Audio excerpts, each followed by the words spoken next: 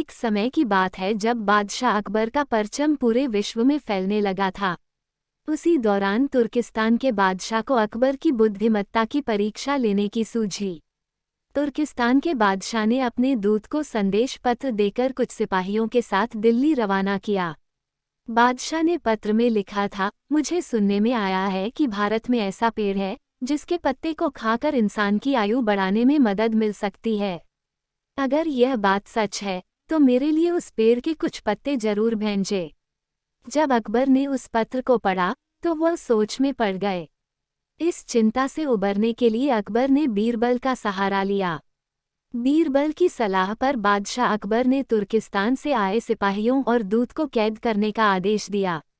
सिपाही और दूत के कैदखाने में कई दिन बीत जाने के बाद अकबर और बीरबल एक दिन उनसे मिलने गए। अकबर और बीरबल को आते देखकर वो सोचने लगे कि उन्हें रिहाई मिल जाएगी, लेकिन ऐसा नहीं हुआ।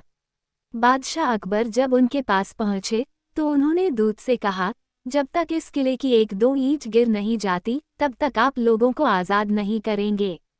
ऐसा होने तक आप सभी के लिए यहाँ खाने पीने का पूरा इंतजाम किया जाएगा।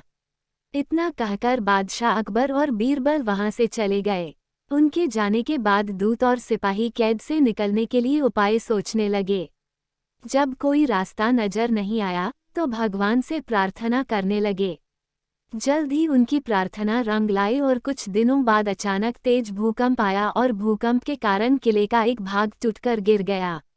ये घटना के बाद दूत ने अकबर के पास किले की दीवार गिरने की खबर भिजवाई। ये खबर सुनते ही बादशाह अकबर को अपना वादा याद आया और उन्होंने तुर्किस्तान के दूत व सिपाहियों को दरबार में प्रस्तुत होने का आदेश दिया। उनके दरबार में पहुंचते ही बादशाह अकबर बोले, अब तो आप सबको अपने बादशाह के द्वारा भेजे गए पत्र का उत्तर मिल गया होगा। अगर अब भी आपको समझ नहीं आया है तो मैं समझा देता हूँ। तुम सिर्फ 100 लोग हो और तुम्हारी आह सुनकर किले का एक हिस्सा गिर गया, तो सोचो जिस देश में हजारों लोगों पर अत्याचार होते हैं उस देश के बादशाह की आयु कैसे बढ़ेगी। लोगों की आह से उसका पतन तो निश्चित है। हमारे भारत देश में किसी गरीब पर अत्याचार नहीं होता, यही होता है आयुवर्धक वृक्ष।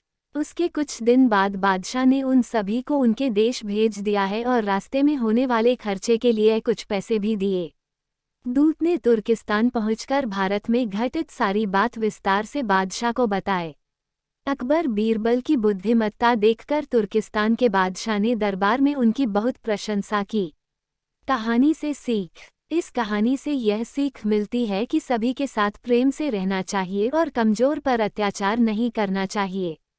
साथ ही वही देश तरक्की करता है जहां प्रजा सुखी रहती है। सुनने के लिए धन्यवाद। मेरा चैनल सब्सक्राइब करें, लाइक और शेयर भी करें। धन्यवाद।